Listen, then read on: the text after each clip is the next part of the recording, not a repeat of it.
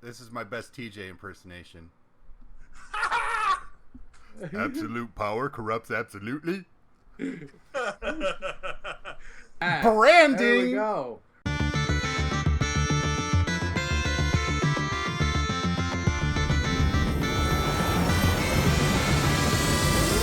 Hello and welcome to Mana Biscuit episode number 25, your weekly podcast of things and stuff.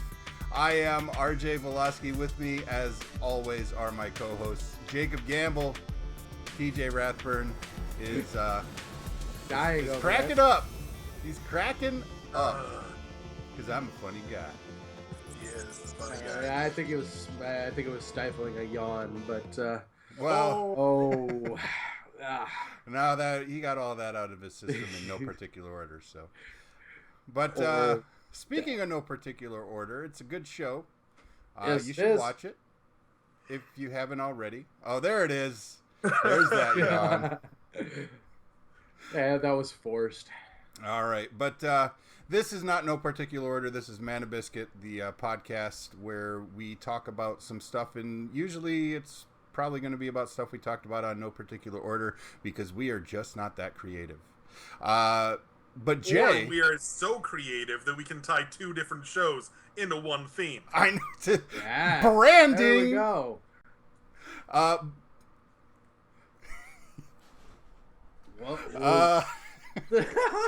All right. But we got a show to do. So, moving on, goodness. Jay. Yes. This week, Jay got an Xbox One, right? Yes, I did. I bought an Xbox One. It was used, obviously. Craigslist. I will shop used consoles. I bought it and decided that I wanted a console because with Fallout 4 and a couple of the other games coming out, I was looking forward to the console immersion experience. And since I bought it on Friday, this has just simply sat there. I played the Lego Batman Beyond Gotham demo, and that's it, just to make sure everything was working.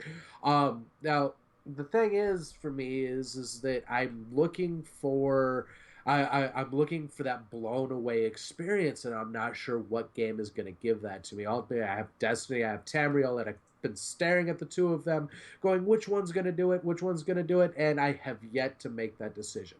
One of those things where I'm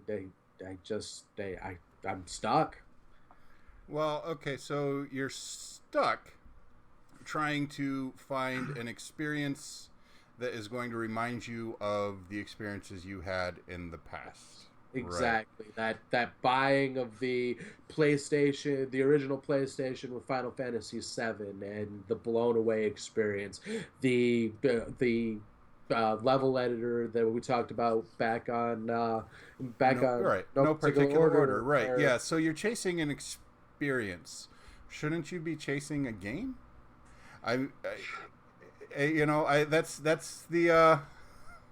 That's what it really boils down to. And I don't say this to degrade you. I have plenty of other ways to do that.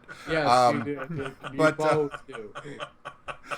Because I'm guilty of the same thing many times, right? I want the experience that I had the first time I played Final Fantasy VII, the first time I played EverQuest, the first time I played World of Warcraft, the first time I played Mass Effect. And these are the things that stick with you, but there are, in order to get those experiences, you have to put yourself out there, right? You have to play the bad games in order to find the good games. Good. Yeah. Right? And also, like, the way memory works, you're not going to remember all the terrible games that you played. You're going to remember the good ones. Exactly. And although I guess that depends on how terrible it is. Yeah, I was just going to say some of the terrible games. You don't remember.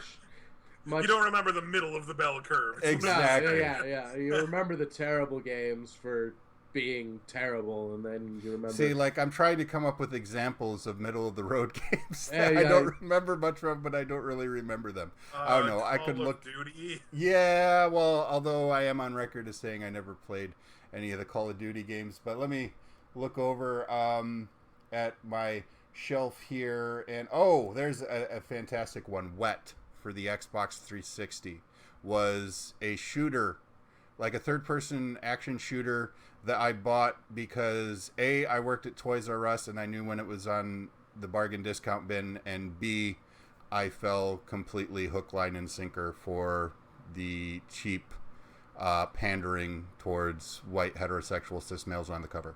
So we weren't going to get into this topic. No, we weren't going to get into this topic. We're still not. Topic. But get away from it. Step back. The name of the game.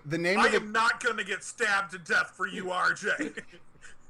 The name of the game is Wet. You can imagine yourself what the cover looked like. Oh my goodness! I didn't. I was thinking blood and things like that as opposed to. So the point being, though, that yes, the mediocre things you just kind of filter out. But I don't know. Can anybody come up with an example off the top of their head of a game that was like a complete sleeper for them? Something they truly love, but wasn't recommended to them or they hadn't read about ahead of time. Well, I mean, it was kind of recommended to me in the sense that somebody else owned it and I played it and I loved it. And it does have a cult following, but did you guys ever play Culdcept? No. Do you know anything? That game. Oh my god. Okay, so Culdcept is basically if you took Monopoly and Magic the Gathering and smashed them together. Like, you go around the Monopoly-esque board. I mean, they're different shapes and stuff based off the different levels. And there are different colored tiles which correspond to different elements. And instead of, like, buying the land and putting, like, a house there or whatever, you have a handful of cards full of monsters and spells and stuff like Magic the Gathering. And you're like, okay, well, I landed on this red land, so I'm going to play my Minotaur, and that's how I own this land. You had to pay the summoning cost in money on all these creatures. And then as you go around the board, if you land on somebody else's stuff, you can either just pay them the rent, or you can summon a monster and try to kill their monster and take their land from them. And oh my god, is it a brilliant game. That actually sounds really cool. They had it for the first game was for the PlayStation 2, and then they put out another game for the Xbox 360, which I have a copy of, and it's just a heck of a lot of fun. Like, it's still pretty decent when you're playing single player, but it really shines when you have other people around. It's a board game on a video game that's two of the best games that have ever been put together. Lots of fun. Well, all right. You're really going to say Monopoly is one of the best games that have ever been put together? Maybe in a commercial success standpoint, but I think it's a pretty terrible board game. I think the Monopoly played by the appropriate rules is a much better game than the game that most people play and think they have played Monopoly. I will concede that, but even played by the actual rules, it still runs on way too long, and winners can be determined way too early. Well, because a 3-day Risk game isn't winners in Monopoly. Winners in Monopoly can be determined very easily, but it's not a long game at all if you play by the rules. It's about a 25-minute game if you play by the rules. The rules that most people skip or add. A lot of people add in the putting all your fines and stuff on free parking, so you pick it up when you land on free parking. Just unnaturally extends the lifespan of the game. And the game that people skip, or the rule in the game that people skip, is that if you land on a property and you don't want it, it goes up for auction starting at $1. So anybody else can buy it, and you can get super good properties for really cheap if nobody else bids. And so properties go out fast, money goes out quick, people win. Yeah, I can see that rule definitely shortening the game, but I'm still not a huge Monopoly fan. What can I say? It's not the best game I guess ever made, but it's still a pretty solid game. It's and like I said, commercially, culturally, there's every version of Monopoly you can imagine, and everybody knows what Monopoly is. All right, but moving back to our topic, talking about nostalgia experiences and the nostalgia associated with them, chasing that experience when really the only way to get that experience again is to keep playing through your wets, playing through your mediocre shooters. That was almost perfect. It was almost imperceptible, but it was just perceptible enough for me to have to stop and acknowledge it. And then I broke. Yeah, I missed it. I can't see anything. But in any case, you're really missing out, Jay. I'm super pretty today. It's true. It's Oh yeah. Wait, da, did you da, really da. just did you really just give him that he's super pretty today? Well, he's I appreciate your support, pretty, RJ. This is what friends are for. He's pretty every day. I mean, Thank you. Yeah. Jay, you love us. Shut the up. I said it I said it Earlier, ultimately what amounts to off air now. Earlier on when we were talking about chasing nostalgia and things like that, that it comes down to that it comes down for me personally. Initially it started off with what was possible, what things I could do, little tweaks, little that made the games. And then as I got older, it became about the connections and the experiences with the characters or with the people in MMOs or things like that for me personally.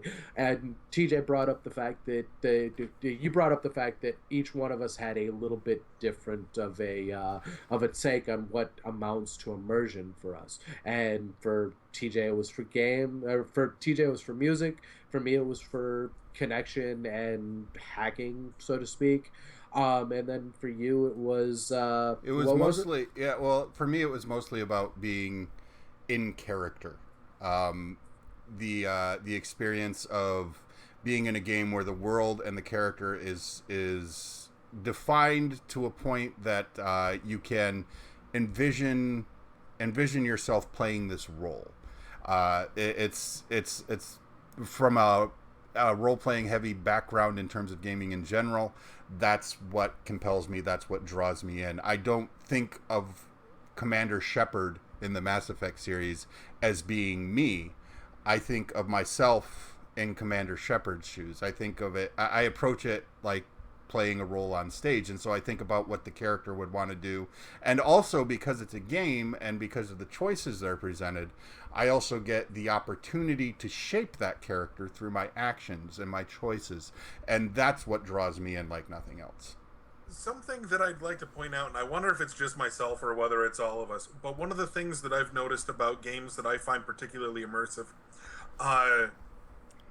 is the story. Not just the story that I'm being told, but the games that immerse me the most are the games that I could tell a story about afterwards. The things where it pulled me in and latched me into the overarching story or the emotion or the feeling that I'm getting from this experience well enough that I could articulate it to somebody else after the fact. And I don't know if that is a function of that's what makes things immersive to me, is being able to turn it into a story, or if that's a side effect of an immersive story, is that you can tell it later. Well, I think for games in particular, they're unique in that they offer you that opportunity to have an experience that you can storify, that you can create a narrative out of. It's interesting. When you first started, I thought you were going to go in a different direction, which is it's not just the story of the game for me either. It's the story of the game that I'm telling in my head. It's the parts that you fill in. But then again, that's also part of the story that you can tell other people. If you're going to if you're going to create a narrative out of the experience, absolutely. And the things that I enjoy the most in terms of storyline in games, especially lately in your BioWare games and such, and to a certain extent in other games as well, like certain Rockstar things. But anytime that there's dialogue options, and I want to say something, and it's there for me to say, those are the times when I just get just sucked right in. It's like they knew, they knew the tools that you would want in order to express the character, and there they are, and it's a great feel. It's like this little brush in your mind, because there are times you're watching the cutscene or whatever, you're listening to the person talk, and I'm just oh, come on, blah blah blah blah blah blah blah, and then that exact response is there, and I'm oh man, these guys know what they're doing. The very first Mass Effect game, like you said, BioWare, but for me, very first Mass Effect game, easily one of my favorite games of all time. But at the very end, when you have to make that decision as to whether or not you divert forces to save the council ship, and throughout the entire game I absolutely hated the council, And I was all like, yeah, mankind's on the scene now, America, Earth. And welcome to Earth.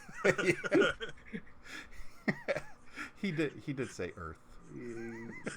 He did say Earth. But anyway. I know, but it's so parodied now that everybody... I know. But... There's something else later. Remind me after I the will show. remind you. Nobody's going to care. Remind me to talk about the Berenstain Bears with you guys. Oh, my goodness. Anyway, that moment... Nostalgia! What was going through my mind is screw the council, let them die, and the actual dialogue choice to take that line was let them die, and I got goosebumps. I saved them. I did on subsequent playthroughs. I've done both ways, but my initial playthrough, I'm like, yeah, Earth is on the scene, humanity, yeah, all right, screw these aliens holding us back. And anyway, I was disappointed that I didn't get to be on the council in later games, but whatever. All right. Yeah. Bernstein Bears. No, wait, show. Show, yes, definitely show. Berenstain Bears. All right. So one of the aspects of this that we did want to discuss a little bit, as we're kind of tailing off here, the immersion in the sense of being drawn into the story, and immersion in the sense of just pure abnegation. Abnegation being things that you normally associate with MMOs or grindy JRPGs. And I think that the latter type of immersion, I think probably more closely is more closely associated, I should say, with what Jay described in terms of the immersion being a trigger of his creativity, like with the level editor, and being sucked in because there's this massive amount of choice and potential in what you can create with a game. And I think that that in a way is a sense of, I think, abnegation, because it really it's repetitive in a sense, but it's also not directly drawing you into a story either. So I don't know. What are you guys' thoughts on that? In complete agreement on that. And now that as we're talking about this and as I'm reminiscing about the level editors and things like that, I really am about to abandon the Xbox One for just another minute and go back to the Wii U and go get the Mario Maker and there you go. Start making some levels for Super Mario, which I never got the opportunity to. There was never a level editor for that, and that sounds like a lot of fun all of a sudden. But no, to be able to, for me to be able to make those little twists and tweaks into the world and to add a special flavor that is all my own to what the level looks like, what the character has to do, things like that is for me. It's for me immersion in things that I can spend hours just lost in getting things just right. So yeah. All right. We're definitely three long-winded guys. That's why we have a podcast. So we've talked about this a lot, but I'm sure there are other perspectives on immersion out there. What makes a game immersive to you guys? Let us know in the comments or on the Facebook page. Before we wrap things up here, is there anything else anybody wanted to add on the subject? Are we really going the Berenstain Bears route? No, that's off camera. That'll be off camera. Yeah. But now suddenly I want it to be on camera just because everybody wants it off camera. All right, yeah. It doesn't matter to me. I don't care. But, we're gonna keep the show about the show. But yeah, please let us know what your thoughts are on immersion. If you can let us know on the No Particular Order episode what your most immersive experiences are in games. Like the video, subscribe. Do we have any comments this week? We didn't really. We were looking at it earlier. We didn't really see anything. So if you have comments on this week's show, we'll talk about them on next week's show. So yes, because we don't get a lot. So if you get a comment, you will be, as I've said before, read live in front of literally tens of people. So keep that in mind. All right, so we're going to go ahead and get out of here.